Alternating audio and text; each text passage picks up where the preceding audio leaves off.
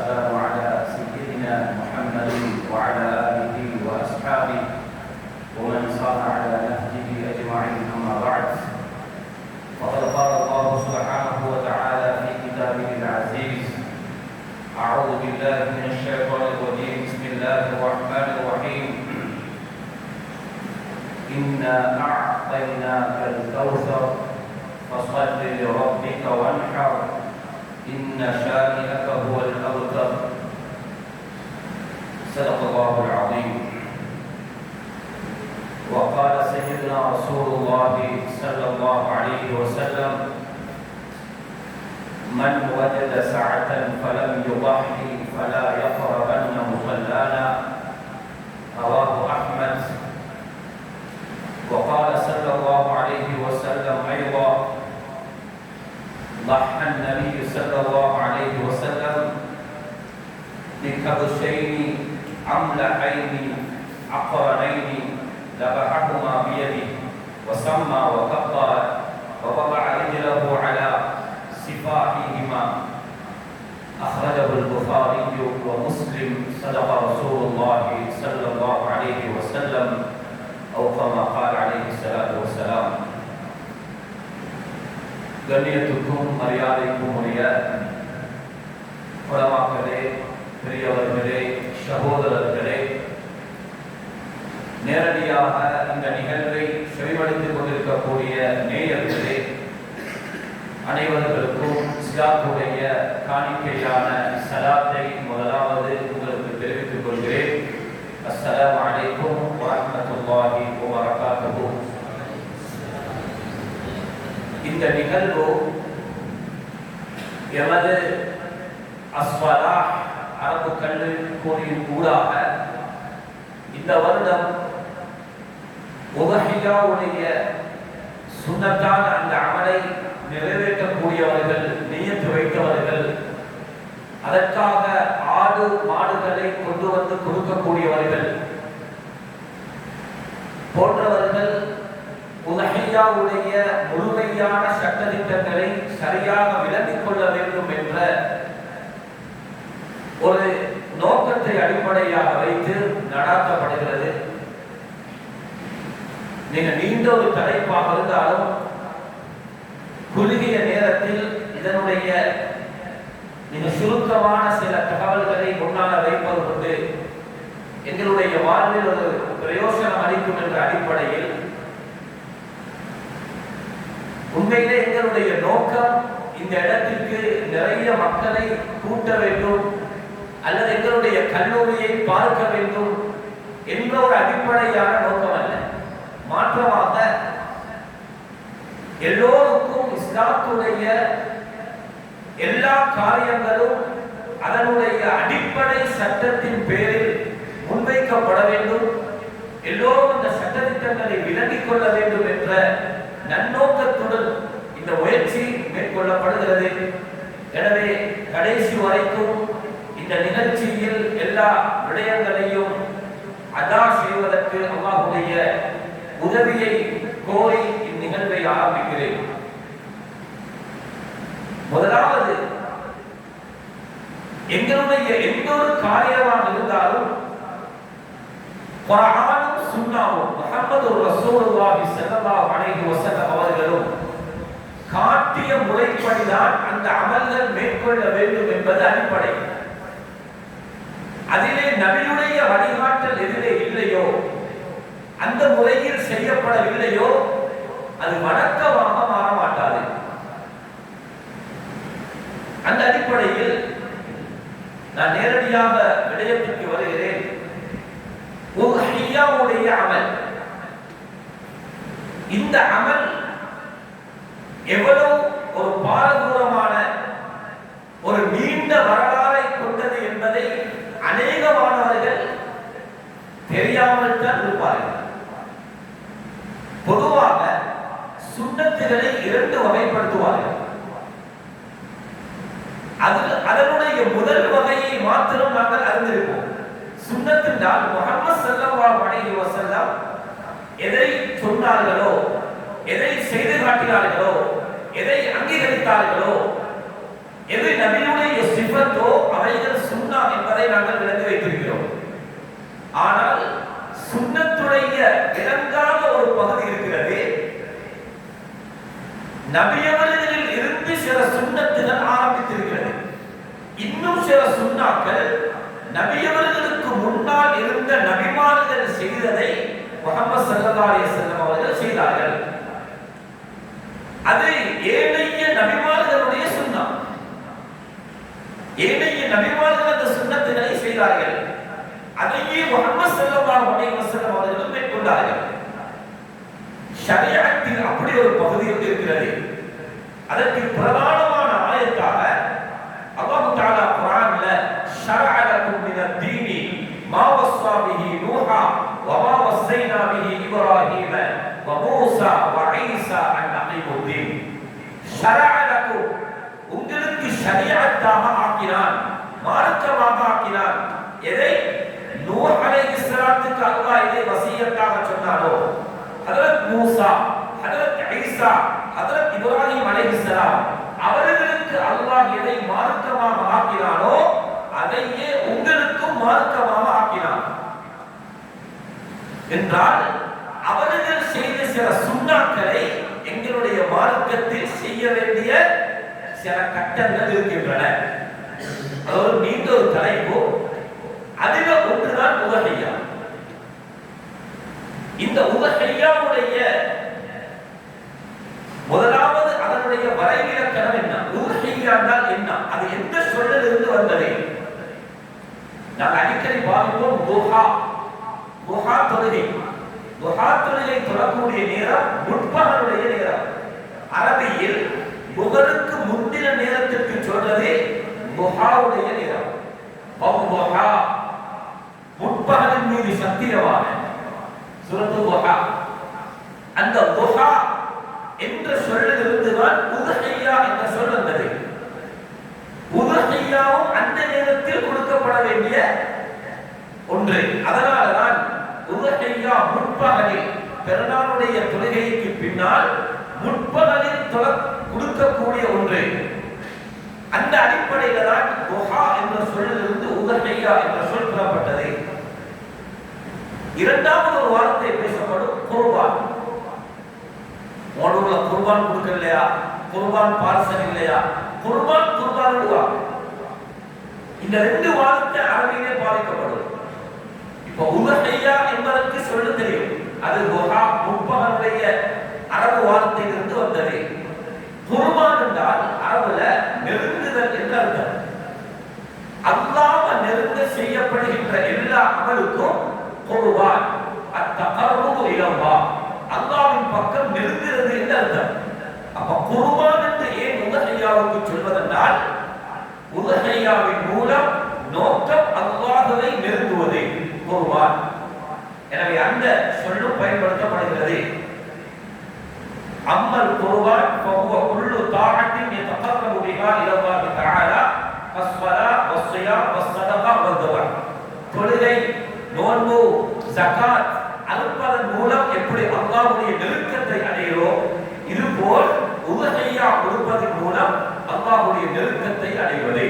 அதனால குர்ஆன்ல அல்லாஹ் தஆலா உதஹியாவுக்கு குர்பான் என்ற வார்த்தையை பாவித்திருக்கிறார். வத்லு அலைஹிம் நபஅ பனி ஆதம பில் ஹக்கி இத் கர்ரபா குர்பானா. ஆதம் அலைஹிஸ்ஸலாத்துடைய அந்த மகன்மாருடைய சம்பவத்தை அல்லாஹ் சொல்லிக் கொண்டு வந்து இத் கர்ரபா குர்பானா, அந்த இரண்டு பேர்களும் குர்பான் கொடுக்க நெருங்கினார்கள். ஏதோ ஒன்றை அறுத்து பலியிடுவதற்கு நெருங்கினார்கள் என்று அல்லாஹ் தஆலா குர்ஆனில் குறிப்பிடுகிறார். இன்னொரு விடயம், இஸ்லாம் அல்லாத வேறு மதங்களிலும் அறுத்து பலியிடக்கூடிய ஒரு வழக்கம் இருக்குது. மூசா அலைஹிஸ்ஸலாத்துடைய காலத்தில், தலை புரிந்து கொண்டு போகும் நான் உதாரணத்தை சொல்றேன், ஒரு மர்ம கொலை நடந்தது. ஹஜ்ரத் மூசா அலைஹிஸ்ஸலாத்துடைய காலத்தில் மர்ம கொலை. அந்த கொலை யார் செய்தது என்று தெரியாது. கொலைக்காரனை கண்டுபிடிக்க நாம் என்ன செய்வோம்? சிசிடிவியை பார்ப்போம், அல்லது ஆள் போட்டு தேடுவோம், பொலிசை போட்டு தேடுவோம். ஹஜ்ரத் மூசா அலைஹிஸ்ஸலாம் சொன்னாங்க, அந்த கொலைக்காரனை கண்டுபிடிக்க நீங்க ஒரு குர்பான் கொடுங்க. இன்னல்லாஹ யஅமுருக்கும் அன் தذبحு பகரா, நீங்கள் ஒரு மாட்டை அறுத்து பலியிடுங்க என்று அல்லாஹ் தஆலா ஏவியிருக்கிறார். அது எப்படி மாட்டை குர்பான் கொடுப்பதன் மூலம் எப்படி கல்யாணம் முடிகிறது? குர்ஆனில் அதற்கு பின்னால் மூசா அலைஹிஸ்ஸலாத்துடைய கூட்டம் கேள்விகள் கேட்டுக்கொண்டு போனாங்க. அது என்ன மாடு, அது என்ன கலர் இருக்கணும்? கேள்வி கேட்க கேட்க அல்லாஹ் கஷ்டப்படுத்தினான். அது மஞ்சள் நிறமான மாடு, சஃப்ரா, அவானு பைனதாலி என்று அல்லாஹ் தஆலா பல ஷரத்துகளை போட்டான். இப்ப அந்த மாட்டை குர்பான் கொடுத்து, மாட்டுடைய குர்பான் கொடுத்த ஒரு பார்சலை எடுத்து ஜனாசாவுக்கு மேல வைக்கிறாங்க. ஜனாசா எழுப்பி சொல்லிச்சு, என்ன கொண்டது இவர்தான். குர்ஆன்ல மட்டும் சொல்லப்படாமல் இருந்தால் சந்தேகப்பட்டிருக்கும். எப்படி ஜனாசா எழுப்பி பேசுவது? குர்பானுடைய பார்சலை கொலை செய்யப்பட்ட மனிதனுடைய தொடைக்கு மேல் வைக்கப்படுகிறது. ஜனாசா எழுப்பி சொன்னது, என்னை கொலை செய்து அவர் அல்ல, அந்த தோட்டக்காரன் தான் கொலை செய்தான் என்று ஆளை காட்டி கொடுத்துச்சு. இதனாலதான் ஒரு பிரச்சனை, ஒரு நோய், மறைந்து இருக்கக்கூடிய ஒரு நோய் அல்லது என்ன நோய் என்று கண்டுபிடிக்க முடியாது, வைத்தியர்கள் கூட தடமாறுகிறார்கள். இஸ்லாம் சொல்லுது குர்பான கொடு, நோய் லேசாகும், நோய் குணமாகும். இப்படியான ஒரு வழிகாட்டலும் குர்ஆனில் இருக்கிறது. அந்நிய மாற்று மத சகோதரர்களும் அதற்கு பணியிடக்கூடிய ஒரு பலம் அவர்கள்ட்ட இருக்குது. அதனால தான் குர்ஆன் வேறு இடத்துல சொல்லுது, வமா துபிஹ அல நுசுபி, அவர்களுடைய வணக்கத்திற்காக வேண்டி அறுக்கப்படுவதும் உங்களுக்கு ஹராமாக்கப்பட்டிருக்கிறது. அவர்களுடைய வணக்கத்திற்காக யூதனுடைய வீட்டில் சகோதரர்கள் சாப்பிட்டார்கள், அந்நிய மக்களுடைய வீட்டில் சாப்பிடலாம். ஆனால் அவர்களுடைய வணக்கம் சார்ந்து அவர்களுடைய ஒரு நேர்ச்சைக்காக வேண்டி அறுத்து அதன் மூலம் ஏதாவது சாப்பாடு செய்தால் அதனை சாப்பிட மார்க்கத்தில் அனுமதி இல்லை. அதற்கு ஆதாரமாக இந்த ஆயத்து தான் பெறப்படுகிறது. தன்சருடைய விஷயத்திலேயும் உலமாக்களுடைய கருத்து, அது அவர்களுடைய வணக்கம் சார்ந்ததாக இருந்தால், அதுக்குத்தான் அது கொடுக்கப்படுவதாக இருந்தால் அதை சாப்பிட முடியாது. ஆனால் ஒரு கருத்து இருக்குது, அது அவர்கள் வரக்கூடியவர்களுக்கு சந்தோஷமாக ஒரு சதகாவாக அது கொடுப்பதாகவும் சொல்லப்பட்டிருக்கிறது. அப்படியாக இருந்தால் மார்க்கத்துடைய சட்ட வித்தியாசமாகும். இந்த இடத்துல சொல்ல வரக்கூடிய விடயம் என்ன தெரியுமா? அறுத்து பலியிடக்கூடிய ஒரு இபாதத் அது மாற்று மத சகோதரர்களிடத்திலேயும் அவர்களுடைய மார்க்கத்திலேயும் இருக்கிறது. அந்த அடிப்படையில் உதுஹிய்யா என்பதை இஸ்லாமுடைய சின்னம் என்று பேசுகிறது. சின்னங்களை அழிக்க முடியாது. இலங்கையில முஸ்லிம்கள் வாழ்ந்தார்கள் என்பதற்கு 1500 2000 வருஷத்துடைய வரலாறு இருக்கிறது என்று முன்னால் இருந்த ஒரு ஜனாதிபதி அவருடைய உரையிலே சொன்னார். கிட்டத்தட்ட 1500 2000 வருடத்திற்குண்டான முஸ்லிம்கள் வாழ்ந்ததற்கான அடையாளம் இலங்கையில் இருக்கிறது. பேருவளையும் அதிலே அடங்கும். எங்களுடைய ஊர் மாவனல்ல, பிரம்மாத்திகமா என்ற ஊர்ல நாங்கள் வசிக்கக்கூடிய ஒரு ஊர். ஹிஜ்ரி 133 யாரடா? ஹிஜ்ரி 135 கடைசி சஹாபி மரணிக்கிறார் 111. அபூ துஃபைல் ரலியல்லாஹு அன்ஹு அவர்கள் தான் கடைசி சஹாபி. இப்ப 111 சஹாபி மரணிக்கிறார்களா? 133 135 யாருடைய காலம்? தாபிஈன்களுடைய காலம். தாபிஈன்களுடைய காலத்தில் முஸ்லிம்கள் இலங்கையிலே வாழ்ந்திருக்கிறார்கள். அதற்கான சான்றிதழ் அந்த ஜனாசா அந்த காலத்திலே அடக்கம் செய்யப்பட்ட ஜனாசாக்களில் கல்லு நாட்டப்பட்டிருக்கிறது.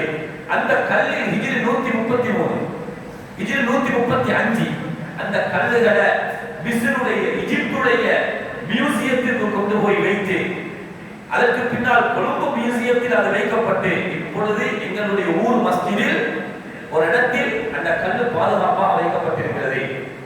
அவர் 60 வருஷம் வாழ்ந்திருந்தால் 133 135க்கு முன்னால் 60 கூட்டினால் அப்ப சஹாபாக்களுடைய காலத்தில் முஸ்லிம்கள் இலங்கையில் வாழ்ந்திருக்கிறார்கள். கொண்டிருக்கிறார்கள். இப்படியான வரலாறு கொண்ட ஒரு பின்னணி இலங்கையில் முஸ்லிம்களுக்கு இருக்குது. ஷியார் என்பது அடையாள சின்னம் என்பதை அழிக்க முடியாது. அல்லாஹ் குர்ஆன்ல சொல்றார், இன்ன ஸஃபா வல் மர்வத மின் ஷஅஇரில்லாஹ். ஸஃபா மர்வா ரெண்டும் முஸ்லிம்களுடைய இஸ்லாமுடைய சின்னங்கள். அல்லாஹ் சொல்றார், வல் புதுன ஜஅல்னாஹா லகும் மின் ஷஅஇரில்லாஹி லகும். நீங்கள் உலஹியா கொடுக்கக்கூடிய ஒட்டகம் அல்லாஹ்வுடைய சின்னத்தில் நின்று உள்ளது. உலஹியா என்பது எங்களுடைய ஷிஆர், ஒரு சின்னம். எப்படி இலங்கை கொடியில அந்த சிங்கம் சின்னமாக இருக்கிறதோ, எங்களுடைய மார்க்கத்தில் தொப்பி என்பது முஸ்லிம்களுடைய பாரம்பரிய முஸ்லிம்கள் பின்பற்றக்கூடிய செயல். அது ஒரு மஸ்ஜிதாக இருக்கேனும், ஒரு கட்டிடமாக இருக்கேனும், முஸ்லிம்கள் வாழ்ந்ததற்கான ஒரு ஷிஆராக, சின்னமாக கணிக்கப்படுகிறது. இது போலதான் உதுஹியா என்பது இஸ்லாத்துடைய ஒரு சின்னமாக கணிக்கப்படுகிறது. அதற்கு குர்ஆன்ல தெளிவான ஆயத் இருக்கிறது. இரண்டாவது, இது நபி ஸல்லல்லாஹு அலைஹி வஸல்லம் அவர்களிடமிருந்து வந்த சுன்னத் அல்ல. நபியுடைய சுன்னத்துக்கு 1400 வருடம். ஆனால் இந்த சுன்னத்துடைய வரலாறு தொகுத்தெடுத்தால் 6500 வருடத்துடைய வரலாறு இருக்குது உதவியாகும். இது எவ்வளவு காலமுடைய அமல்டா? 6500 வருடம் இந்த உதஹியாவுடைய ஹிஸ்டரி வரலாறு குறிக்கப்பட்டிருக்கிறது. நான் சுருக்கமாக இன்ஷா அல்லாஹ் முன்வைக்கிறேன். அதுல முதலாவது ஆதம் அலைஹிஸ்ஸலாம். ஆதம் அலைஹிஸ்ஸலாத்துடைய ஒவ்வொரு உதஹியாவுடைய காலத்திலேயும், ஹஜ் பெருநாளுடைய காலத்திலேயும் ஆதம் அலைஹிஸ்ஸலாத்துடைய மகன்மாருடைய சம்பவம் சொல்லப்படும். நாங்க சின்ன காலத்துல ஹஜ் பெருநாளுடைய ஃபுத்பாவுல அந்த சம்பவத்தை படிச்சிருக்கோம். இப்போ ஒரு 30 வருஷத்துக்கு முன்னால ஆதம் அலைஹிஸ்ஸலாத்துடைய 2 மகன்மார்கள் இருந்தார்கள். சுருக்கமாக சொல்றேன். காபீல், ஆபீல். ஒருத்தர் பேர் காபீல், அடுத்தவர் பேர் ஆபீல். அந்த காலத்துடைய திருமணத்துடைய ஒரு முறை இருந்தது. என்ன முறை என்றால், ஒரு சகோதரர் பிறந்தார், அந்த சகோதரரோடு ஒரு சகோதரி பிறந்தார். இரண்டாவது பிரசவத்தில் ஒரு சகோதரன் ஒரு சகோதரி பிறந்தால் மாற்று திருமணம் நடக்கும். முந்தைய சகோதரனும் இரண்டாவது பிறந்த சகோதரியும், இப்படி மாற்று திருமணம் அந்த காலத்தில் இருந்தது. இது ஆதம் அலைஹிஸ்ஸலாத்துடைய காலம். வரலாறு சொல்லுது, நபி அவர்களுடைய காலத்திற்கும் ஹஜ்ரத் ஆதம் அலைஹிஸ்ஸலாத்துடைய காலத்திற்கும் மத்தியில் 10000 வருஷம் தான் இந்த உலகத்துடைய தோற்றம் காலங்களை வச்சு. அப்ப ஆதம் அலைஹிஸ்ஸலாத்துடைய தோற்றத்தை வச்சு அந்த உலகத்தை கணிக்கிறார். உலகம் அல்லாஹ் எப்ப படைச்சானோ அல்லாஹ் பாடம். ஆனா ஆதம் அலைஹிஸ்ஸலாத்தில் இருந்து கணக்கெடுத்தால் ஒரு 10000 வருஷத்துடைய ஒரு கெடு இருக்குது. சரி, இப்படி ஒரு திருமணம் அந்த காலத்தில் அறிமுகம் செய்யப்பட்டவுடன் காபீல் என்று சொல்லக்கூடியவரோடு பிறந்த சகோதரிய யார் முடிக்கணும்? காபீல் தான் முடிக்கணும். ஆனா காபீல் சொன்னார், என்னோடு பிறந்த சகோதரியை நான் முடிப்பேன். அவள் அழகானவள். அவருடைய பெயர் தீமா என்ற ஒரு பெயரும் பதிவு செய்யப்பட்டிருக்கிறது. வேறொரு பெயரும் வந்திருக்கிறது கிதாபுல. அந்த பெண்ணை தான் நான் முடிப்பேன் என்றார். அவர் சொன்னார், அப்படியே என்னோடு பிறந்த சகோதரிய நீ முடிக்கணும், உன்னோடு பிறந்த சகோதரி நான் முடிக்கணும். இந்த பிரச்சனை வந்த உடனே காபீல் சொன்னாரு, ஹாபிலை பார்த்து, தன்னை சொந்த சகோதரனை பார்த்து, நான் உன்னை கொலை செய்வேன். உலகத்தில் பாவிக்கப்பட்ட கொலையுடைய முதலாவது வார்த்தை தான். இதற்கு முன்னால உலகத்தில் கொலை நடக்கவே இல்லை மனிதர்களுக்கு மத்தியில். அவர் என்ன வார்த்தை பாவிச்சார்? காலல அக்துலன்ன, நிச்சயமாக நான் உன்னை கொலை செய்வேன். காபீலை விட ஹாபீல் கொலை செய்யப்பட இருந்தவரை அவர் தக்வாவோடு கூடினவர். அவர் சொன்னார், இன்னமா யதகப்பலுல்லாஹு மினல் முத்தகீன். செய்வான்.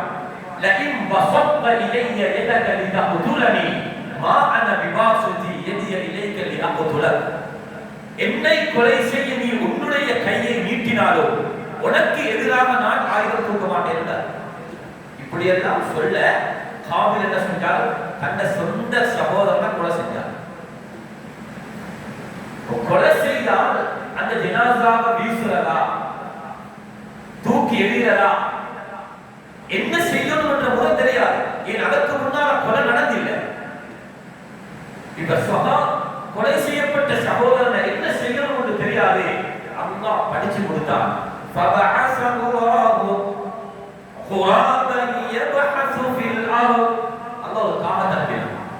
அது இன்னொரு காகத்தை கொலை செய்தது. கொலை செய்த காகத்தை குளிய தோண்டி அது சொன்னால் தூக்கி கொண்டு போய் குளிய தோண்டி புதைக்கக்கூடிய காட்சியை அல்லாஹ் காபிலுக்கு காட்டி, இது போல உன்னுடைய சகோதரனையும் நீ புதைத்து விடு. ஜனாசாக்கள் பத்த வைக்கப்படக்கூடியவைகள் அல்ல, அது புதைக்கப்படக்கூடியது, அடக்கம் செய்யப்படக்கூடியது என்பதற்கு 10,000 வரலாறு, வருஷத்துடைய வரலாறு நடத்தி இங்கிருந்தான் ஒவ்வொரு ஜனாசாக்களும் அது அடக்கம் செய்யப்படத்தான் வேண்டும் என்ற ஆதாரம் கூட அங்கிருந்து பெறப்படுகிறது. இப்ப சகோதரனை கொலை செஞ்சிட்டான்.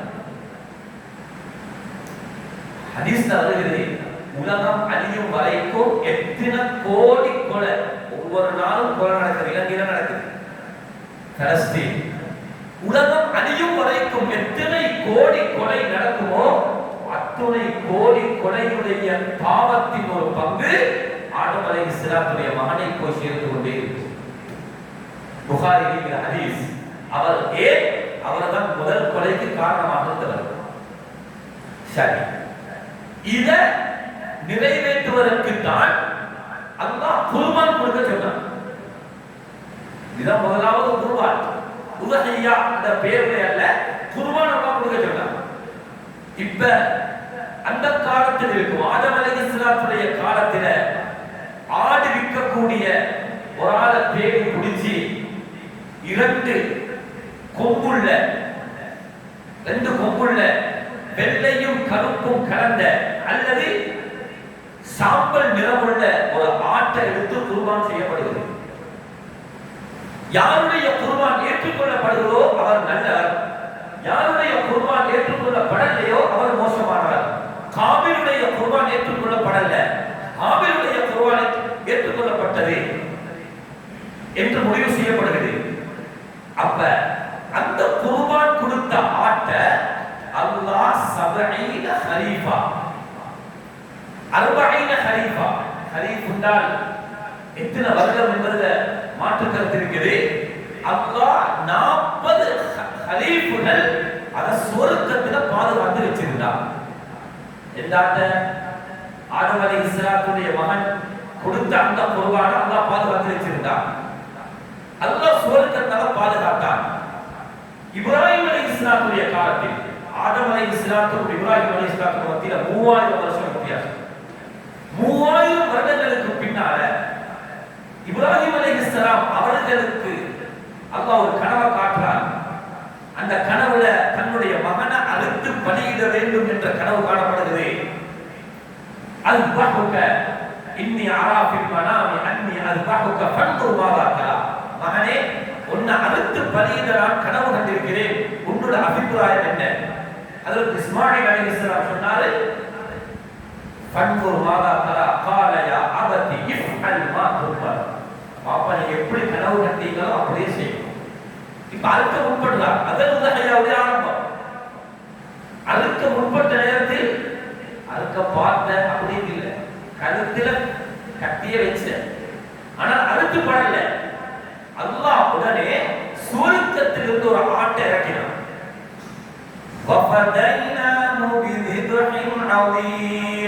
பலுப்பமான ஒரு விபகை, ஒரு அறுப்பை நாங்கள் அவர்களுக்கு கொடுத்தோம்.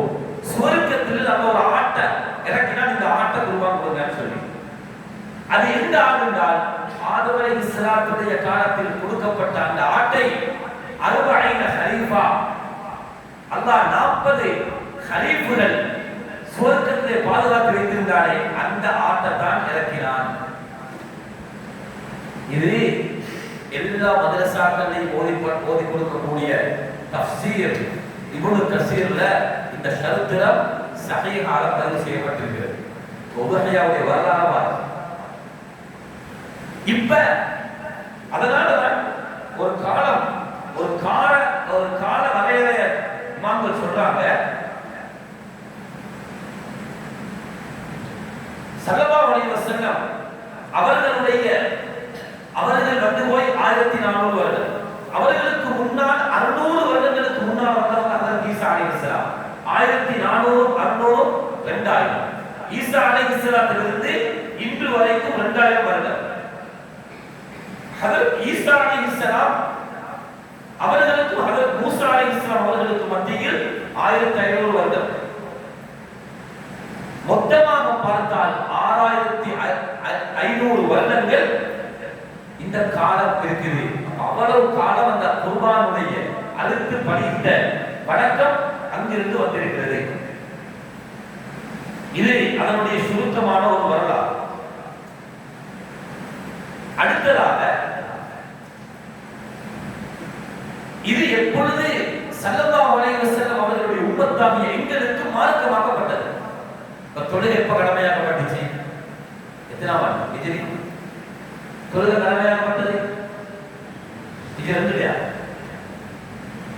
ரமலானுடைய நோன்பு ஹஜ்ஜி கடமையாக்கப்பட்டது ஹிஜ்ரி 6. நபி அவர்கள் ஹிஜ்ரி 10 ஹஜ்ஜி செஞ்சாங்க, 6 கடமையாக்கப்பட்டுச்சு. உதஹியா இந்த உம்மத்துக்கு எப்ப கடமையாக்கப்படுகிறது என்றால் ஹிஜ்ரி 2.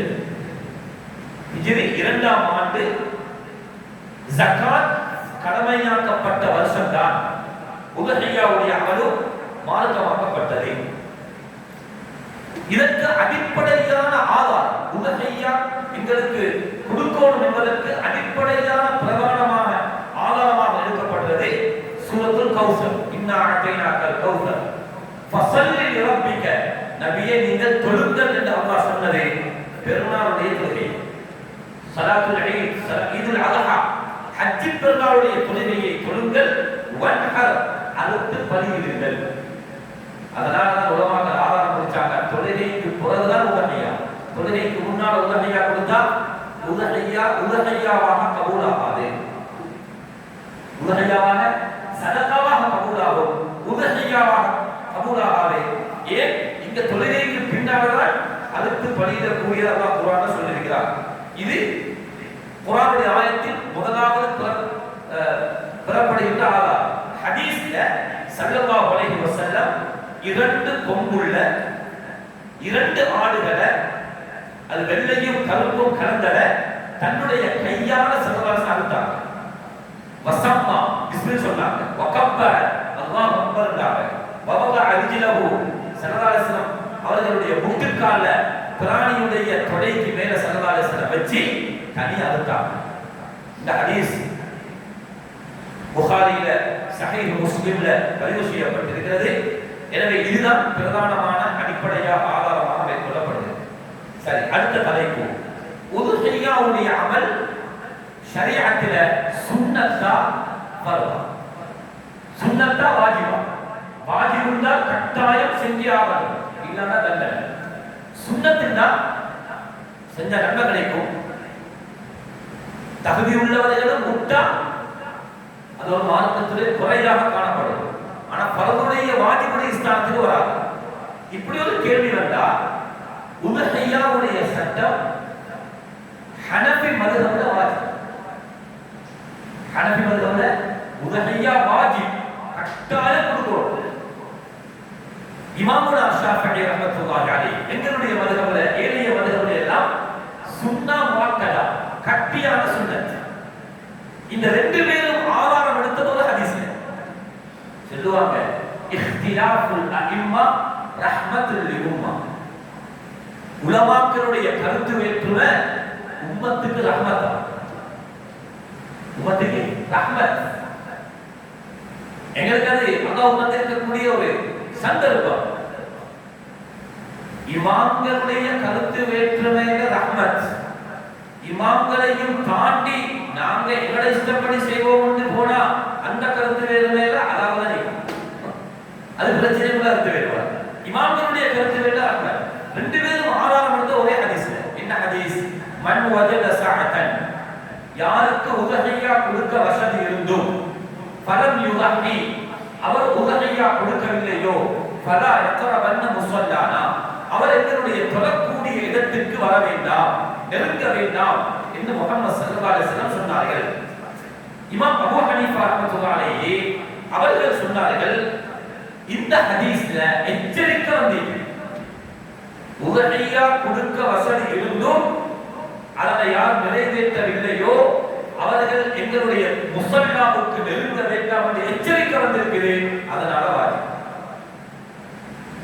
இமாமுனா ஷாஃபிஈ ரஹ்மத்துல்லாஹி அலைஹி அவர்கள் சொன்னார்கள், இந்த ஹதீஸ்ல தண்டனை வந்தில்லையே, உதஹியா கொடுக்காம இருந்தால் தண்டிப்பு, தண்டனை சொல்லப்படலையே, அதனால இது வாஜிப் இல்ல சுன்னத்.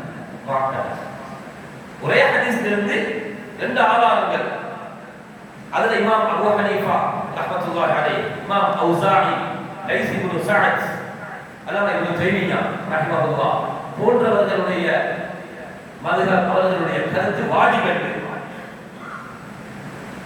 ஆனால் இமாம் ஷாஃபிஈ ரஹ்மத்துல்லாஹி அலைஹி அவர்களுடைய மதுஹப்ல அது சுன்னத் முஅக்கதாவாக்கப்பட்டிருக்கிறது. சரி, இது ஒரு முக்கியமான தலைப்பு. உதஹியா வாஜிபாகும் நிலைமை உண்டு.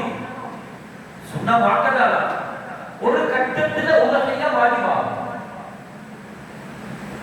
அது நபருடைய நிலை, நேர்ச்சையுடைய ஒரு கட்டம் கொண்டு வரும் பொழுது உதஹியா வாஜிபாகும். அந்நபருல் ஹகீகி அந்நபருல் ஹுக்மி என்று நேர்ச்சை இருந்தா பிரிப்பாங்க. ஹுக்மி, ஹகீகி. ஹுக்மிண்டா ஒரு ஆள் அவருக்கு அதை நேர்ச்சையாக ஆக்கி போறார். உதஹியாவுடைய ஒரு மாடு கட்டப்பட்டி ஒரு ஆள் சொல்றாரு, இந்த வருடம் இந்த ஆட்டை இந்த மாட்டை நான் உதஹியா கொடுப்பேன் என்று உறுதியாக சொல்லிட்டால் அது நேர்ச்சையுடைய ஹுக்மாக இருக்கும். இந்த வருஷம் இதே ஆட்டை மாட்டை நான் உதஹியா கொடுப்பேன் என்று சுட்டி காட்டி சொல்றார்.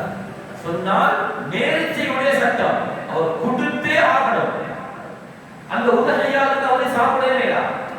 நேர்ச்சையுடைய மாமிசம் எப்படி சட்டத்திற்கு வருமோ, நேர்ச்சையுடைய அந்த இறைச்சிக்கு எப்படி சட்டமோ எங்களுக்கு சாப்பிட இயலாதோ, இது போல அந்த உதஹியா அவருக்கு சாப்பிட இயலாமல் இருக்குது. அவர் பொதுவாக நான் உதஹியா கொடுக்கிறேன், ஒரு மாட்டை கொடுக்கிறேன், ஒரு ஆட்டை கொடுக்க நீதி வச்சிருக்கிறேன், அது நீயத். அவர் ஒரு மாட்டை சுட்டி காட்டி, ஒரு ஆட்டை சுட்டி காட்டி, இந்த ஆட்டை இந்த வருடம் நான் உதஹியா கொடுப்பேன், அப்படி வந்தா அவருக்கு வாஜிபாகி. இது ஆக முக்கியமான ஒரு கட்டம். அப்படி வாஜிபானா அந்த இறைச்ச இவருக்கு சாப்பிடலாம். அதனால அப்படி நேர்ச்சை வச்சது பிழை அல்ல. நேர்ச்சை வச்சா அது நேர்ச்சையுடைய சட்டத்துக்கு போகும். அவருக்கு நேர்ச்சையுடைய விடயத்தில் எந்தெந்த சட்டங்களை கடைபிடிக்கணுமோ அதை அவர் கடைபிடிச்சாகும். இல்லைன்னா ஒரு ஆட்டை கொடுக்கிறேன், அது எந்த ஆடு சரி எந்த ஒரு மாடு சரி, அவர் சும்மா கட்டி வச்சிருக்கக்கூடிய இந்த மாடு நல்லவனா உதவியா கொடுப்பேன், அப்ப நான் இந்த மாட்டை எடுக்கிறேன், அப்படி சொன்னா பிரச்சனையா இல்லை. அப்படி சொன்னா பிரச்சனையா இல்லை. அவர் குறிப்பிட்டு இதே மாட்டை இதே ஆட்டை நான் உதவியா கொடுப்பேன் என்று அவர் அடிச்சு சொன்னா அது நபர் நேர்ச்சையுடைய சட்டமாக வைத்திருக்கும். இதை நாங்க ஒவ்வொருவரும் விளங்கிக் கொள்வோம். அதனால உங்கத்து சாலி எங்களோட அடிப்படையான ஒரு ஃபிக்ஹுடைய கிதாப் மதரசாக்களை ஓதி கொடுக்கப்படுகிறது. அதுல தெளிவான இபாரத் வந்திருக்குது. வயஜூஸு லஹு அல் அக்லு மினல் உதஹிய்யத்தில் மத்பூரா, நேர்ச்சை செய்யப்பட்ட உதஹியாவுடைய மாமிசத்திலிருந்து அவருக்கு சாப்பிடக்கூடாது. இது முக்கியமான ஒரு பகுதி. அடுத்தது, ஒவ்வொரு அமலையும் அல்லாஹ் தஆலா மார்க்கமாக்கினத்திற்கு அல்லாஹ் சில ஹிக்மத்துகளை வச்சிருக்கிறார். ஹிக்மத் என்றால் சில நுணுக்கங்கள்.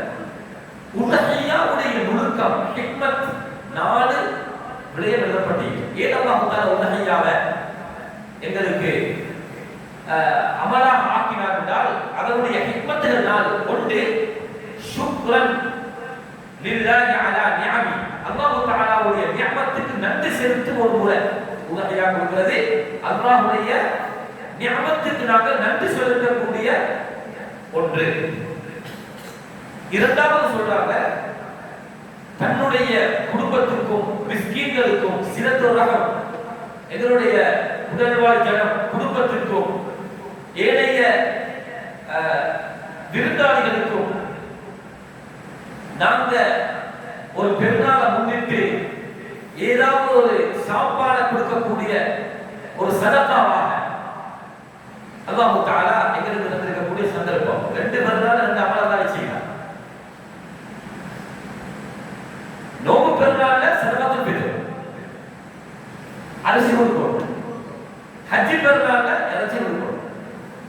இது அல்லாஹ் தஆலா எல்லாரும் சந்தோஷமாக புசிக்கணும் என்பதற்காக வேண்டி அந்த ஹிக்மத் அல்லாஹ் தஆலா ஏற்படுத்தியிருக்கிறார். வஸதகத்தல் லில் ஃபகீர். மூணாவது எழுதுறாங்க இது இப்ராஹிம் அலைஹிஸ்ஸலாத்துடைய சுன்னத்தை ஹயாத்தாக்கின கூலி அவருக்கு கிடைச்சது. அல் உதஹியா இஹ்யா சுன்னத் இப்ராஹிம் அலைஹிஸ்ஸலாம் அவர்களுடைய சுன்னத்தை அல்லாஹ் தஆலா எங்களுக்கு ஹஜ் பெருநாளுடைய தினத்தில் அல்லாஹ் ஆக்கி வச்சிருக்கிறார். இந்த ஹிக்மத்தில் தான் சொல்லப்பட்டிருக்கிறது. அடுத்தது உதஹியா கொடுப்பவர்களின் நிபந்தனை. நாம் உதஹியா கொடுக்கிறவங்க நாம் என்னென்ன விடயங்களை கவனிக்கணும். முதலாவது யாருக்கு உதஹியா கடமை? முதலாவது முஸ்லிமா இருக்கும். அடிப்படை ஒரு காஃபிர் உதஹியா கொடுத்தா கபூல் செய்யப்பட மாட்டார். அப்ப ஒரு முஸ்லிமாக இருக்கும்.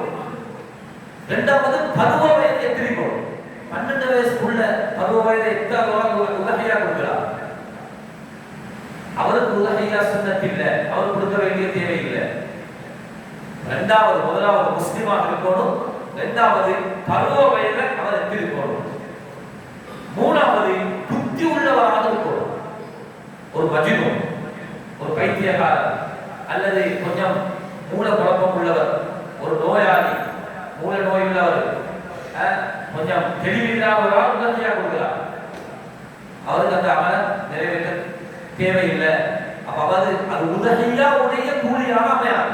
ஏன் அவருக்கு அது கடமை இல்லை, அவர் செய்ய வேண்டிய தேவையில்லை. ஐந்தாவது சக்தி உள்ளவராக இருக்கும். உதவியா கொடுத்த சக்தி அதுல 3 விஷயத்தை கொண்டு வராங்க. காலம் உதவியா கொடுக்க போற ஹஜ் பெருநாள் பிந்தி முஹர்ரம்ல அப்ப உதவியா கபூலாகுமா? இல்ல. குறிப்பிட்ட ஒரு காலம் இருக்கிறது, அந்த காலத்துக்கு கொடுக்கணும். இரண்டாவது நேரம், காலத்தில நேரம் சொல்லப்பட்டிருக்கிறது. ஐயாமு தஷ்ரீக்குடைய அசலுக்கு முன்னால கொடுக்கணும். இது ஐயாமு தஷ்ரீக்குடைய மகரவி கொடுக்கிறார். அசல் வரைக்கும் ஒரு நேரம் நிற்கும். அப்ப அந்த நேரத்துடைய சக்தி. மூணாவது பணம். அவருடைய எல்லா பணம் செலவுகளும் போக அவருக்கு மாஷா அல்லாஹ் ஒரு ஆடு கொடுக்க சக்தி இருக்குது, அல்லது ஒரு ஒட்டகம் கொடுக்க சக்தி இருக்குது, பணம் இருக்குது. இஸ்திதாஉல் மால், பணத்துடைய சக்தி. அல்லது ஒரு மாட்டில் 7 பேர் சேரலாம், அதுல ஒரு 40,000 ரூபாய் பங்குக்கு சேர சக்தி இருக்குதுன்னா அவர் கொடுக்கணும். இந்த விடயங்கள் இருந்தால் தான் அவருக்கு உதவியா என்ற அமலை நிறைவேற்றலாம். அடுத்தது உதவியா கொடுக்கக்கூடியவர்கள் பேண வேண்டிய முக்கிய விடயம். ஒரு உதவியா கொடுக்கக்கூடியவராக இருந்தால் முதலாவது அவர் பேணணும்.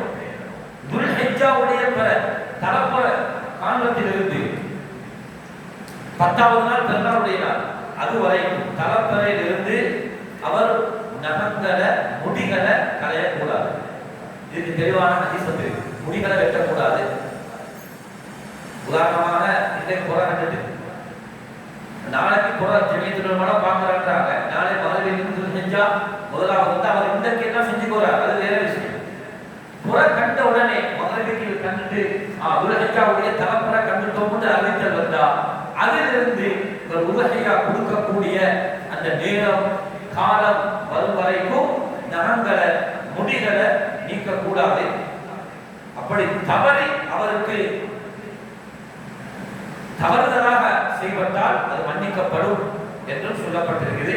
பின்னால சில கேள்வி பதில் இருக்குது. அதில் இன்ஷா அல்லாஹ் அந்த விடயங்களை அவருக்கு தெளிவுபடுத்தி, இரண்டாவது உலகையாவை நிறைவேற்றக்கூடியவர்கள் குடும்ப தலைவருக்கு மாத்திரம்தான் சட்டம். இப்ப வாப்பா உலகையாக நீட்டி வச்சிருக்கிறார். இப்ப வாப்பாக்கு மட்டும்தான் நகங்களை களையக்கூடாது, முடிகள் எடுக்கக்கூடாது. அது மனைவிக்கோ குழந்தைகளுக்கோ வராது. அப்ப உலகையாவுக்கு நியத்தி வச்சவர் மட்டும்.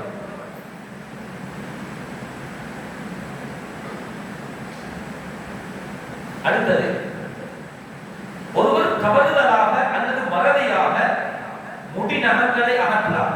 அதனால் அவருக்கு குற்றம் இல்லை. அந்த குற்றம் பரிகாரமாக அவர் எதையும் நிறைவேற்ற தேவையும் இல்லை. ஆனால் ஹதீஸ்ல தெளிவாக வந்திருக்குது, அவர் எந்த காரணத்தை கொண்டும் முடிகளை அகற்றக்கூடாது என்று சொல்லி. எனவே நாங்கள் அந்த விஷயத்துல பொதுவோக்கு காட்டாமல் அதில் நீங்க உறுதியாக இருந்து கொள்ள வேண்டும். ஏதாவது ஒரு நோய் திடீரென்று இந்த 10 நாட்களுக்கு அவருக்கு ஒரு ஆபரேஷன் வந்துட்டு, அல்ல ஒரு நோய் வந்துட்டு, அந்த இடத்தில் இருக்கக்கூடிய முடிகளை வெட்டோரும் நீக்கோரும் ஒரு கட்டாயம் வந்தால் அது பிரச்சனை இல்லை. அதுக்கு அவருக்கு மாறுதற்க தடையும் இல்லை. அதே போல அடுத்த தலைப்பு என்னடா, இன்னொரு விஷயம், ஒருவர் தனது உதகையா பிராணியை வாங்குவதற்கு இன்னொருவருக்கு பொறுப்பு சாட்டுகிறார்.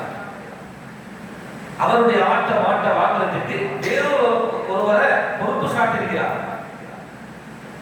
இப்ப பொறுப்பு சாட்டினவர் முடிகளை எடுக்கிறதோ அது அவருக்கு பிரச்சனை இல்லை. அவர் அந்த உலகையாவுடைய மாட்ட எடுத்துக்கொண்டு வாரது வந்து கொடுக்கிறது, அது அவர் அதில் ஈடுபடுவாரே தவிர அவருக்கு அந்த சட்டம் இல்லை. கொடுக்கக்கூடியவருக்கு மட்டும்தான் அந்த சட்டம் வந்து இமாம் நவீ ரஹ்மத்துல்லாஹி அலைஹி தன்னுடைய கிதாப் மஜ்மூஅல தெளிவாக சொல்லியிருக்கிறார். அடுத்தது உலகையா கொடுக்கப்படும் பிராணி. இது ஒரு முக்கியமான தலைப்பு. உண்மையிலேயே நான் நினைக்கிறேன் இந்த நிகழ்வுக்கு குறிப்பிட்ட ஆர்வம் இல்லாம வந்திருக்கிறாங்க. அடுத்தவர்கள் எல்லாம் சட்டம் விளங்கி நாங்கள் இதெல்லாம் பார்த்துட்டோம் என்பதனால் அவங்க வரல. அவங்க இது உண்மையில ஆர்வம் காட்டலாம் நினைக்கிறேன். துணியாவுடைய விஷயத்துக்கு அதை சரியா செய்யணும். ஒரு வைத்தியர் சொல்றார், நீங்க இதை 6வது தான் முடிக்கணும், 7வது பிந்தினா சுகர் செக் பண்ண முடியல, கொலஸ்ட்ரால் செக் பண்ண முடியல, 2 hours இருந்தா டைம் வச்சு செக் பண்றோம். அப்பதான் உடம்புடைய ரிசல்ட்டை காட்டுவது. நாங்க அந்த விஷயங்கள் எல்லாம் பேணுதலாக இருந்து அதுல நாங்க சரியா செய்யணும். சரியாத்துல கொஞ்சம் முன்பிட்டானா அமலே வைத்திடும். ஒரு ஆள் என்ன செஞ்சாரு, அவரு துறையை போகல, கர்நாடக துறைக்கு போகல, வீட்டில் சரி பிரச்சனை இல்லை, போகலன்னு சொல்லி இவர் வெள்ள 6 மணிக்கு எழுப்பி மாட்டத்தை நடக்கும். இது சரியாத்துல ஒரு பகுதி. மக்கள் இதில் ஆர்வம் காட்டுறாங்க. இல்லை இத ஒரு அழகான முறையில செய்து கொள்ளணும்ன்ற சிந்தனை உண்மையில இல்லை. ஏதோ அதை நாம செஞ்சிடுவோம் என்ற ஒரு நிலைப்பாடு இருக்கிறாங்க. விளங்க வேண்டிய நிறைய பகுதிகள். உலகையா எத்தனையோ பிராணிகள் ஹலாலான விலங்குகள் இருக்குது. உலகையா குறுக்கீடு 3ல மட்டும்தான். மொத்தமா 4, ஆனா 3 வகை. ஒட்டகம், என்னுடைய நாட்டு ஒட்டகம் இல்லை. அடுத்தது மாடு, அடுத்தது வெள்ள ஆடு, செம்பரி ஆடு. மொத்தம் 4. வெள்ளாடுன்றது இப்ப இருக்கக்கூடிய சாதாரண ஆடு. அடுத்தது செம்பரி ஆடு. இது அல்லாத ஒன்றுல கோழில உலகையா, புறாவுக்கு உலகையா அப்படி ஒன்று இல்லை. இதுதான் எங்களுக்கு காணப்பட்டிருக்கக்கூடிய நடைமுறை. ஒட்டகம், மாடு, ஆடு, செம்பரி ஆடு. சரி, இதனுடைய வயதுகள் ஆக முக்கியமானது. வியாபாரம் செய்யக்கூடியவங்க உண்மையிலேயே அவங்க இந்த விஷயத்துல மிச்சம் கவனமாக இருக்கணும். மாஷா அல்லாஹ் சிலர் சரியாத்துல உருவாக்க கேட்ட விஷயங்களை செஞ்சு போறாங்க. இன்னும் சிலவங்க கணக்கில்லை, வியாபாரம் நடந்தா சரி. இந்த பிராணிகள வயது மாட்டு ஒட்டகத்துக்கு 5 வருஷம், 5 வருடம் பூர்த்தியா இருக்கணும். மாடு ஆடு 2 வருஷம் பூர்த்தியாக இருக்கணும். செம்பரி ஆட்டுக்கு ஒரு வருஷம் பூர்த்தியாக இருக்கும். ஆடு மாடு வியாபாரம் செய்யறவர்களுக்கு தெரியும், ஆடு அல்லது மாடு கன்று போன்ற 6 மாசத்துல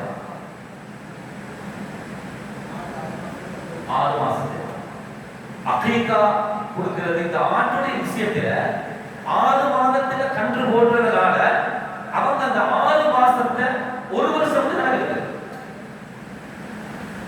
கன்று போடுற வச்சு ஒரு வருஷத்துக்கு ஒரு 9 மாசம் 10 மாசம் இந்த 6 மாசத்துல கன்று போடுறத வச்சு அவங்க கணக்கு பார்க்கல ஒரு வருஷம். 2வது ஒரு கன்று போட்டா அது 2வது வருஷம் என்று சொல்லி ஒரு வருஷத்துடைய ஆட்டை 2 வருஷம் சொல்லி இருக்கிறது. அல்லது அதனுடைய வயதை சரியாக விலக்கி கொள்ளாம ஆட்ட வைக்கிறது. இதுல விற்பனை செய்யக்கூடியவர்கள் மிக கவனம் செலுத்தும். ஆக முக்கியமான பகுதி இதோட இபாதத் ஷரீஅத்தில் தெளிவாக சொல்லப்பட்டது. 2 வருஷம் பூர்த்தி. செம்பரியான் என்றால் 1 வருஷம். சனியா அதாவது அதனுடைய ஒரு பல் இருக்கலாம், அந்த பல்லு 1 வருஷத்துல விழுமா. 1 வருஷம் 8 மாசத்துல விழுமா சொல்றாங்க. 8 மாசத்துல விழுந்தாலும் 1 வருஷம் வந்து கணக்கெடுக்கிறதுல அரபு கணக்குப்படி 1 வருஷம் பூர்த்தியாகவும் செம்பரியாக. நாங்க முதலாவது ஆடு மாடு இல்ல வயதுகளை நாங்க தெளிவாக விளங்கிக் கொள்ள வேண்டும். வியாபாரம் செய்யக்கூடியவங்க. 2வது ஒன்று இது உபரியா கொடுக்கக்கூடிய பிராணிகளை பிடிக்கும். பிரதானமான 4 குறைகள் நீக்கப்படாது. 4 குறைகளை விட்டும் அவைகள் சுத்தமாக இருக்கும். முதலாவது வெளிப்படையாக தெரியும் வகையிலான குருடு. العوراء البينة عورها الإسلامي தெளிவான குருடு. அது பார்வையில தடமாறுது, கண் குருடா இருக்குது. அப்படியான ஆடு மாடு உலகையா கொடுக்க முடியாது. 2வது வெளிப்படையாக வெளியில விளக்கக்கூடிய ஒரு நோய், ஏதோ ஒரு நோய் படிஞ்சு கொண்டிருக்கிறது அல்லது ரத்தங்கள் படிஞ்சு கொண்டிருக்கிறது. அதை நேரடியாக பார்த்தா தெளிவாக அதுக்கு ஒரு நோய் இருக்கிறதாக விளங்குது. அந்த ஆட்டுக்கு மாட்டுக்கு திடீர்னு மற்ற ஒருவது பிறந்து கொண்டிருக்கிறது. தெளிவான ஒரு நோய் விளங்குது. தெளிவாக விளக்கக்கூடிய நோய் உள்ளதையும் உலகையா கொடுக்க முடியாது. 3வது வெளிப்படையாக விளக்கக்கூடிய நொண்டி. அல்-அர்ஜா அது வரும் பொழுது அதனுடைய நொண்டி விளங்குது, நொண்டுது, கால் நொண்டி உள்ளது, அது கொடுக்க முடியாது. 4வது அந்த மாடு 2 வருஷம் ஆடு 2 வருஷம் பூர்த்தியாக இருந்தா உடம்புல போதுமான அளவுக்கு தசை சதை இல்லாமல் மெலிஞ்சு வைத்திருக்கு. மெலிவுல 2 மெலிவி ஒன்று டயட் பண்ணி மெலியில அவர் ஒரு நோய் இல்லை, அவர் உடம்பு அப்படி வச்சுக்கொள்ள போறாரு. இன்னொன்று சுகர்ல மெலியுது. சுகர்ல மெலிகிறது நோய்க்கு மெலிஞ்சோம், அது விளங்கும். இந்த மெலிவு வந்து நோயால் உள்ள மெலிவு இது விளங்கும். இந்த ஆடு மாடுக்கு நோயில தான் உடம்புல சதை வளர்ச்சிக்குது, மெலிவு ஏற்பட்டிருக்குது என்று விளங்குது. அப்படியானவைகளையும் உடனடியா கொடுக்க முடியாது.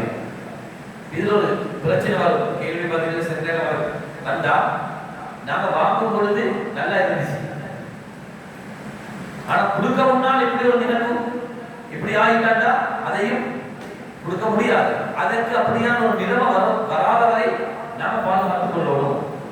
சம்பந்தமான டைம்ல பின்னால பேசுவோம்.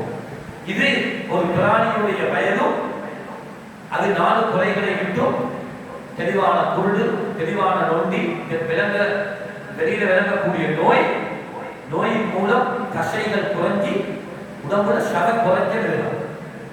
இந்த 4 குறையும் இருக்கக்கூடாது. இது அஹ்மது, அபூ தாவூத், நஸாயி, திர்மிதி, இப்னு மாஜா, இப்னு ஹிப்பான் போன்ற எல்லா ஹதீஸ்லையும் கிரந்தங்களில் ஹதீஸ் பதிவு செய்யப்பட்டிருக்கிறது. அடுத்தது வக்து தலஹியா, எந்த நேரத்தை கொடுக்கிறது, அதுக்கு தெளிவான ஹதீஸ் பராய் இப்னு ஆஸிம் ரலியல்லாஹு அன்ஹு தெளிவான ஹதீஸ். நாங்க பெருநாளுடைய தினத்தில் முதலாவது தொழுவோம், நாங்க பெருநாளுடைய தொழுகையை தொழுவோம். சும்மா நலஜ பின்பு நாங்க போவோம், போய் அதற்கு பணியிடுவோம்.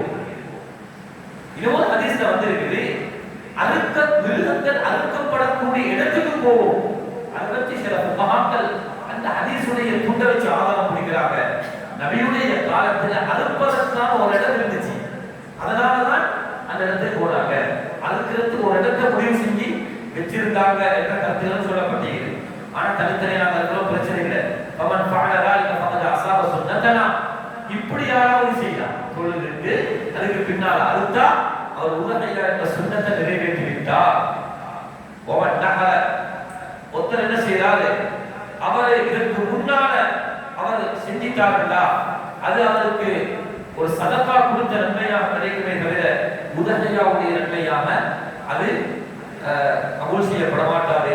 அப்ப பெருநாளுடைய ஆரம்ப அந்த நேரத்தில் இருந்து 3 நாள் ஐயாமு தஷ்ரீக்குடைய கடைசி நாளுடைய அந்த நேரம் வரும் வரைக்கும் அவருக்கு அறுக்கலாம். இதுதான் இந்த பக்கத்து புகஹாக்களுடைய நிர்வகித்த முடிவு. அது பொதுவாக எல்லாருக்கும் தெரிஞ்ச விஷயம்.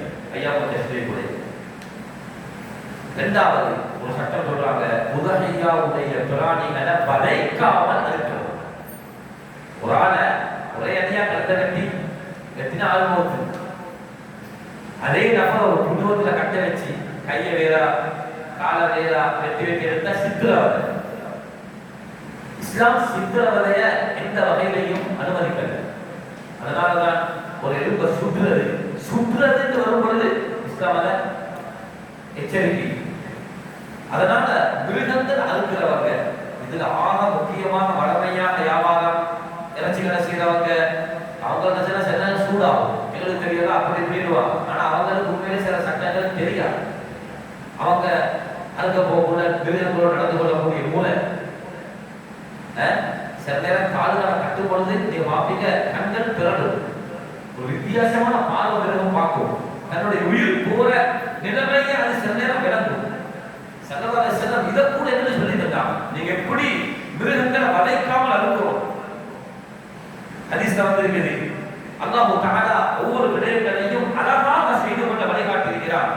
கதபல் இஹ்சான் அலா குல்லி ஷை, நீங்க அறுத்தால் அழகாக அறுங்க, கொலை செய்தால் அழகாக கொலை செய்யுங்க. ஃபல்யுஹித்த அஹதுக்கும் ஷஃபரத, அவருடைய கத்தியை நன்றாக தீட்டிக் கொள்ளட்டும். வல்யுஹித் தபீஹதஹு, அவருடைய அலுப்பை அவர் லேசாக்கிக் கொள்ளட்டும். அப்ப மொட்டை கத்தியால் அறுத்து மிருகம் ஓட போற மொட்டை மொட்டை கத்தியை கொண்டா கத்து மற்றவன் கத்தி எடுத்து ஓடிவாங்க. இப்படி எல்லாம் நடைமுறையில அதை நல்லா அறுத்து அதை தீட்டி அழகான முறையில அந்த அமலை செய்யும்படி ஸல்லல்லாஹு அலைஹி வஸல்லம் வேண்டினாங்க. இன்னொரு ஹதீஸ்ல சொன்னாங்க, ஒரு ஆள் அதாவது அவர் என்ன எப்படி அறுத்தாருன்னா, அவர் உதகை அவர் அந்த பிராணிய அந்த பிராணிக்கு முன்னால வெற்றி கொண்டு கத்தியை தீட்டார் செஞ்சு கொண்டு ஸல்லல்லாஹு அலைஹி வஸல்லம் சொன்னாங்க, நீங்க இதை உயிரோட கொள்ள போறா அப்படியான ஒரு வார்த்தை ஸல்லல்லாஹு அலைஹி வஸல்லம் கேட்டாங்க. மிருகங்களோடு நடந்து கொள்ள வேண்டிய அந்த முறை நாம மெதுவாக தண்ணியை கொடுத்து அழகா அந்த விஷயங்களை செஞ்சு போறோம்னு சொல்லி சொல்லப்பட்டிருக்குது. அடுத்தது எப்படி அறுக்கிறது, எப்படி அறுக்கிறது நான் குத்துபாக்களை ஞாபகப்படுத்துறேன். சிலவங்க சாரத்தை வண்டி கட்டி கொண்டு ஒரு கையில சிகரெட் அடுத்த கையில கத்தி ஒரு விதமாக ஒரு வெறித்தன்மையாக இல்ல கிபிலாவை முன்னோக்கணும். ஸல்லல்லாஹு அலைஹி வஸல்லம் கிபிலாவை முன்னோக்கணும் என்பதற்கு நிறைய ஹதீஸ்கள் அதற்கு குடும்பமாக சொல்றாங்க. அவங்க சொல்றாங்க, கிபிலா அல்லாத திசையில அறுக்கிறத நான் வெறுக்கிறேன். கிபிலா உடைய திசை அல்லாத வேறு திசையில வச்சு அறுக்கிறத நான் வெறுக்கிறேன்னு சொல்றாங்க. அப்ப இஸ்திக்பால் கிபிலா, கிபிலாவை முன்னோக்கணும். ஸல்லல்லாஹு அலைஹி வஸல்லம் அழகான முறையில அந்த தண்ட காலை வச்சாங்கன்னு வருது. அதுக்கு தான் நாங்க இன்னைக்கு கட்டுறோம், கால்களை கட்டி கிபிலாவை முன்னோக்கி வஸம்மா பிஸ்மில் சொல்லி வகப்பர அல்லாஹு அக்பர் என்று தக்பீர் சொல்லி மிக அழகான முறையில் அலர்ப்போம். சில ஊர்கள் சில நடைமுறைகள் இருக்கும். நாங்கள் அதை திடீரென்று அது பிள்ளையாம அதை அழகான ஒரு முறையில் அணுகி சொல்லணும். சிலவங்க பிஸ்மில் சொல்லி கட்டியை கொடுக்குற அல்லது கட்டிக்கு ஏதாவது ஓதி ஊதுறது அல்லது தக்பீர் சொல்றது, அப்படியெல்லாம் சிரமப்பட வேண்டிய ஒரு தேவை இல்லை. எங்களுக்கு அப்படியெல்லாம் சிரமப்பட சொல்லில்லை. நாங்க முடியுமான அளவுக்கு எங்களை கையாள எங்களோட உதவியாள எங்களை கையாள இருக்கிறது. அப்படி இல்லை வேறொரு அறுக்கிறாண்டா நான் அந்த இடத்துக்கு கிட்ட போறது, நாங்கள்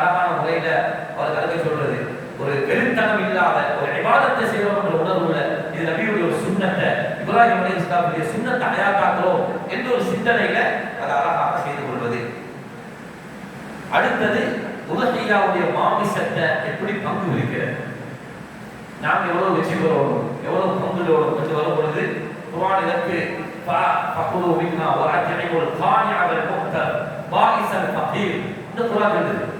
உங்கள்கிட்ட தேவை உள்ளவர்களுக்கு ஃபகீர்களுக்கு கொடுங்க, கை நீட்டி வாங்காம தேவை இருக்குது தஅஃபுஃபுக்காக பத்தினி தன்மைக்காக கை நீட்டி வாங்க வைக்கப்படுறாங்க, அவங்களுக்கு தேவை அப்படியானவங்க தேடி கொடுங்க, கேட்டு வரக்கூடியவங்களுக்கு கொடுங்க என்று குர்ஆன் சொல்லுது. அப்ப அடுத்தவர்களுக்கு கொடுக்கிறது என்று வரும் பொழுது இத எங்களுக்கு மிக அழகான முறையில சில இமாம்கள், இமாம் இக்ரிமா, இமாம் முஜாஹித் போன்ற இமாம்கள் வந்து என்ன சொல்றாங்க, கை நீட்டி வாங்காதவங்களுக்கு முக்தர் என்று சொல்லப்பட்டிருக்கிறது. அல்லது லா யபசுது யதஹு எங்க உதகையா திரச்சட்டாங்களே என்று கேட்க வைத்தோம். அப்ப கொடுத்தா மாத்தி கபல் சுத்தி வருவாங்க என்று அவங்கள தேடி கொடுக்கிறது. அடுத்த இதே மாதிரி அல் முக்தர் அஸ்ஸாயில் கேட்டு வராங்க, உதகையா கிடைச்ச எங்களுக்கு நாங்கள் என்று கேட்டு வர அவங்களுக்கு கொடுங்க அப்படின்னு சொல்றாங்க. இமாம் ஷாஃபிஈ ரஹ்மத்துல்லாஹி அலைஹி அவர்களுடைய அபிப்பிராயம் தௌஸீஉல் உதஹியா அலல் ஃபுகரா வல் முஹ்தாஜீன், தேவை உள்ளவர்கள் ஃபகீர்களுக்கு கொடுக்கணும். அதுல ஒரு சிறிய பகுதியை நாங்கள் எடுத்து சாப்பிடுறது. இதுல இமாம் ஷாஃபிஈ ரஹ்மத்துல்லாஹி அலைஹி அவர்களுடைய ஒரு கவுல் சொல்லப்பட்டிருக்கிறது. இதை மூணா பிரிக்கணும். ஒரு உதஹியாவுடைய ஒரு மாட்டுல 7 பங்கு பிரிச்சு எங்களுக்கு ஒரு பங்கு இருந்தா, அல்லது எங்களோட ஒரு மாட்டுடைய முழு பங்கு அல்லது எங்களோட ஆட்டுடைய முழு பங்கையோ அதுல 3 பகுதியாக பிரிச்சு அதுல 3 ஒரு பகுதியை நாங்கள் இருக்கிற இன்னும் 3 ஒரு பகுதியை சதகா செய்யறது, சதகாவுடைய நீயத்துல கொடுக்கிறது. அடுத்தது ஹதியா செய்யறது, கிஃப்ட் சதகாவாக ஹதியாவாக கொடுக்கிறது, சதகாவாக கொடுக்கிறது. அடுத்து நாங்கள் ஒரு பகுதியை எடுத்து சாப்பிடுறது. அடுத்த ஒரு முக்கியமான பகுதி தான் கடைசி பகுதி வந்துட்டோம், நாட்டுடைய சட்டம். இது அகில இலங்கை ஜமியத்துல் உலமா ஒரே அறிக்கை அல்லாம 2024 போனா அங்க வித்தியாசமா இருக்கு. 2023 ஜமியா விட்ட அறிக்கையில வித்தியாசம். அந்த நாட்டுடைய நிலைமையை வச்சு ஜமியா இந்த வருஷத்துடைய வழிகாட்டுன்னு வரல, ஆனா 2024 வழிகாட்டு வந்துச்சு. ஆனா இந்த வருஷத்துக்கான அந்த நாட்டுடைய நிலைமையை வச்சு அவங்க தீர்ப்புகளை அல்லது வழிகாட்டுகளை சொல்லுவாங்க. ஒரு காலம் வந்து இப்போ 30 வருஷத்துக்கு முன்னாலட்டா அந்நியவர்கள் மாற்றம் தருவாங்க, அப்படி ஒரு காலம் இருக்கு. அதுக்கு பின்னால் உள்ள காலங்கள் வித்தியாசம். உதகையாவுடைய தடை வந்த காலங்களுக்கு தெரியும், அதுக்கு தடை விரிப்பதற்கான போராட்டம் நடந்த ஒரு காலம் எங்களுக்கு தெரியும். இப்படி ஒவ்வொரு காலத்திலையும் வித்தியாசப்பட்டுச்சு. அதனால பொதுவாக சொல்றாங்க, நாட்டுடைய சட்டங்களை கட்டாயம் பேணிக் கொள்ள வேண்டும். அதுல முதலாவது பல்லின மக்களோடு வாழக்கூடிய நாம் அவர்களுடைய உணர்வுகளை தூண்டக்கூடிய அமைப்புல இந்த அமலை ஒரு நாள் செய்யக்கூடாது. ஏதாவது ஒரு வகையில அவங்கள் உணர்வுகளை தூண்டுறது. இரண்டாவது, மிருகங்களுக்கான உரிமை சான்றிதழ் பத்திரம், ஒரு மாட்டை வாங்குறதுக்கு உண்டான லைசன் நாட்டில் சொல்லப்பட்டிருக்கும். அதை நாங்க அனுமதி இருக்கிறது, அதனுடைய ஆவணங்களை திரட்டுறது, தயார் பண்றது. சென்ற கொத்துபாலையும் மருதான ஞாபகப்படுத்தின பேரை சொல்ல நான் நடந்த சம்பவத்தை சொன்னேன். பேரை மட்டும் சொல்லக்கூடாது. ஒரு இடத்தில் கண்டி கொழும்பு பிரதான வீதி இல்ல இருக்கக்கூடிய ஒரு முஸ்லிம் ஊர்ல நடந்த ஒரு சரித்திரம். 2-3 வருஷங்களுக்கு முன்னாடி மிக பெரிய ஒரு காலம் அல்ல. 7 மாட்டுக்கு லைசன் எடுத்தாங்க. 7 மாட்டுக்கு லைசன் எடுத்து 32 மாட்டை கொண்டு வந்தாங்க. சரி, கனவுல கொண்டு வந்து சேர்ந்துட்டா யாருக்கும் பிரச்சனை இல்லைக்காது. இடையில 7 மாட்டுக்கு லைசன் எடுத்துக்குது, அடுத்த மாட்டுக்கு லைசனும் இல்லை, ஓவர் அவுட். அந்த லொரியில் அவ்வளவு மாடுகளை போடவே இல்லை. அந்த எக்ஸிடென்ட் ஆகி அந்த மாடு அந்த லொரி எக்ஸிடென்ட் சில மாடுகள் செத்துச்சு. இது கேஸானதுக்கு பின்னால கோர்ட்ஸ் தான் தகவல் தருகிறது, எடுத்தீங்குது 7 மாட்டுக்கு 32 மாடு ஓதி. அப்ப இது ஒரு சமூகத்தையே காட்டி கொடுக்கிற செயல். இதுல லாபங்களை ஈட்டணும் கொடுக்கிறது பிரச்சனை அல்ல, ஆனா இது ஒரு அமல் என்ற உணர்வோடு தான் இவைகள் அனைத்தையும் நாங்கள் நிலைப்பட்டோம். அதனாலதான் ஜம்இய்யாவுடைய வலியுறுத்தது, ஆவணங்களை லைசன்களை எடுத்து அதனுடைய பற்று சீட்டுகளை கையில வைத்து அல்லது குர்பானிக்கு பயன்படுத்தும் இடங்களை சுத்தமாக வைக்கிறது. அதுக்கு எங்களோட பிஹெச்ஏ விஷயங்களை எங்களுக்கு கேட்கும் அல்லது வேறொருத்தரை போட்டு கொடுக்கிறது. அதை அழகான முறையில் அறுத்து அதை முழுமையான கழிவுகளை நீக்கிறது சம்பந்தமாக. அடுத்ததுதான் இணையதளங்கள் அதனுடைய போட்டோக்கள், அறுக்கிற போட்டோ, வீடியோ, இவைகள் தான் ஷேர் பண்றது. அவங்க அமைதியாக இருந்தாலும் அதை உணர்வுகள் அவர்களுக்கு தூண்டும். மிருகம் வதைக்கிட்டே சொல்றாங்க. நாங்கள் அதில் எந்த ஆதாரங்களை பேசினாலும் இப்ப மீன் நீங்க கொள்ளாமையா சாப்பிடுற தாவரங்கள் உயிருள்ள வைக்கிறது நம்புறீங்களா இல்லையா? நம்புறோம். அப்ப நீங்க யாரும் தாவரம் சாப்பிடக்கூடாது, இதெல்லாம் வாதங்கள். ஆனால் அந்த நேரத்துடைய உணர்வுகளை தூண்டும். இந்த செயல்களை நாங்க போட்டோ பண்றது, வீடியோ பண்றது, நாங்க எடுத்த மாடு இதுன்றது நாங்க போட்டோல பார்க்கணும், வேற விஷயம். அங்க போகல அதான் பாதுகாக்கணும். எல்லாமே ஒரு விஷயத்தை விளங்குவோம். ஒருத்தர் ஒரு விடயத்தை பொதுவாக செய்கிறார் என்று ஒரு நாளும் ஹராம் ஹலாலாக மாட்டார். ஒரு விடயத்தை எல்லோரும் பொதுவாக செய்கிறாங்க என்று சொல்லி ஒரு ஹராம் ஹலாலாக மாட்டார். அது ஹராம் ஹராம் தான், அது ஹலாலாக போவதில்லை. ஜனாசா உண்மையிலே அவருக்கு வந்து நாட்டில் நீங்க பாருங்க, எல்லா மையவாடிகள்லையும் அங்க வாப்பா காவல் ஒருத்தர் அடக்கு கொண்டிருப்பாரு, ஒருத்தர் முடிச்சு கொண்டிருப்பாரு, ஒருத்தர் வீடியோ பண்ணி கொண்டிருப்பாரு. அவர்கிட்ட வாப்பா எப்படி அடக்கம் செய்யப்படுறது? நான் இதை பிழையோ விமர்சிக்கவோ வரல. இது போல உதகையா ஆக்கிடவாங்க. வீடியோ கோல் எடுத்து அறுக்கிறத நான் காட்டு, அது தேவையில்லை. இஹ்லாஸ் நியத்து தான் கோரி. லா யனால அல்லாஹ் லுஹூமுஹா வலா திமாஉஹா வலாகி யனாலுஹு தக்வா மின்கும். இரத்தங்களோ மாமிசங்களோ அல்லாஹ்வை சென்றடையல. வலாகி யனாலுஹு தக்வா மின்கும். நீங்க யாருக்காக உதகையா கொடுத்தீங்க, அந்த தக்வா தான் உங்களுக்கு வெற்றி செய்ய போகுது. என்னப்பா சொல்லிக்கிறான். அதனால தயவு செய்து நான் இன்ஷா அல்லாஹ் இந்த விடயங்களை பேணிக் கொள்வோம். அதனுடைய புகைப்படங்களை எடுப்பது, வீடியோக்களாக அனுப்புவது இது எங்களுக்கு தவிர்க்கப்பட்டிருக்கிறது. எனவே இந்த நாட்டு சட்டங்களுடைய விஷயத்திலேயும் நாங்கள் அந்த விடயங்களை பேணிக் கொண்டு எங்களுடைய உலகையாவுடைய அமல அல்லாஹுக்காக நிறைவேற்றுவோம்.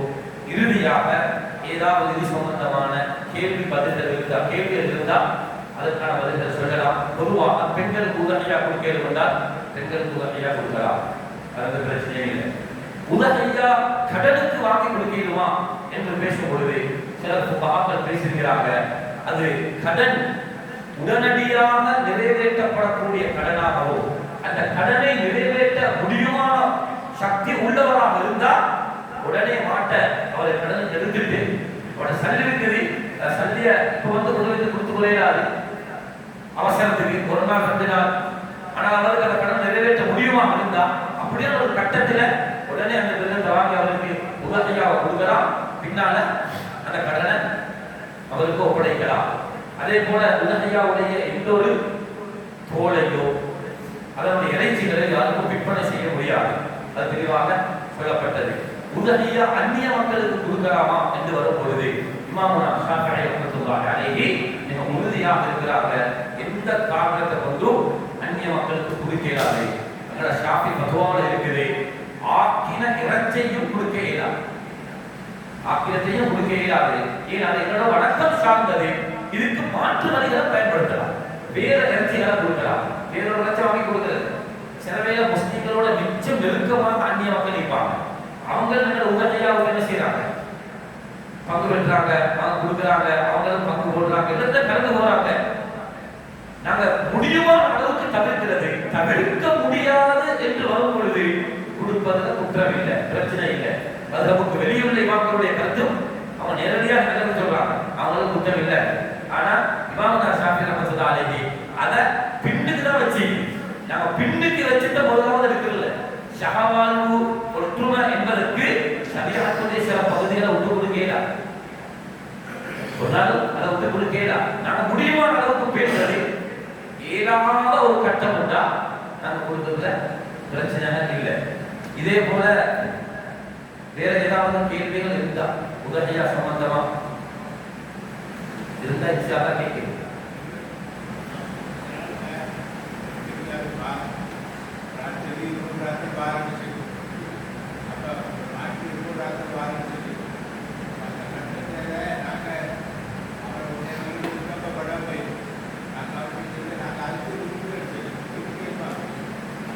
சம்பந்தமா நாங்கள் இலவசத்தை நேற்று பேசிக்கொண்ட ஆனால் பத்துவாவும் ஜெமியான பத்துவாவும் வந்து இது அதில் பெரிய ஒரு ஒரு தந்திர அடிப்படையில் வியாபாரிகள் நடந்து போறாங்க. சிலவங்க மொத்தமா நாங்கள் உங்களோட அந்த காலம் ஒரு 20 வருஷத்துக்கு முன்னால நம்ம எப்படி உதவியாவுடைய மாட்டை கொண்டு வந்தாச்சு, மாட்டை அப்படியே கொடுத்தாச்சு, ஆடு அப்படியே கொடுத்தாச்சு. கடைசியாக கூட வந்து நாங்கள் 7 பேர் சேர்ந்து நான் இடையே விட்டுட்டேன். ஒரு மாட்டுல 7 பேர் சேர்லாமே. نحرنا مع رسول الله صلى الله عليه وسلم عام الحديبية البقرة عن 7 والبدنة عن 7. தெளிவாக வரக்கூடிய ஹதீஸ். ஹுதைபியாவுடைய வருஷத்துல நாம் ஸல்லல்லாஹு அலைஹி வஸல்லம் அவர்களோட உதவியா கொடுத்தோம். 7 பேர் சேர்ந்து ஒட்டகம் கொடுத்தோம், 7 பேர் சேர்ந்து ஒரு மாட்டை கொடுத்தோம்னு ஹதீஸ் வருது. அதுல இருந்து தான் ஒரு மாட்டுல 7 பேர் சேரலாம் வந்து. அந்த காலத்துல இருந்து இதுவரைக்கும் அந்த காலம் தொட்டு அது முழுமையாகத்தான் கொடுக்கப்பட்டுச்சு. முழுமையாண்டா ஆள் அப்படியே உடம்பு இந்த மாட்டை நாங்கள் இருக்கிறோம், இதை ஆட்டை நாங்கள் இருக்கிறோம் சொல்லி இந்த ராத்தல அதை அளந்து கொடுத்து அதுக்கு பொருள் அதை பார்த்துன்ற முறை நான் நினைக்கிறேன் அது ஒரு பழைய காலம் அல்ல, அது ஒரு புதிய முறையில தான் வந்திருக்கு. அதனால இதுல கருத்து வேற்றுமை இருந்தாலும் எங்கட தக்குவாவுக்கும் ஜெமியாவுடைய சில வழிகாட்டலையும் வச்சு பார்த்தா நாங்க உதவியாவுடைய மாட்டை அப்படியே எடுத்து நாங்க கொடுக்கறது தான் முறை.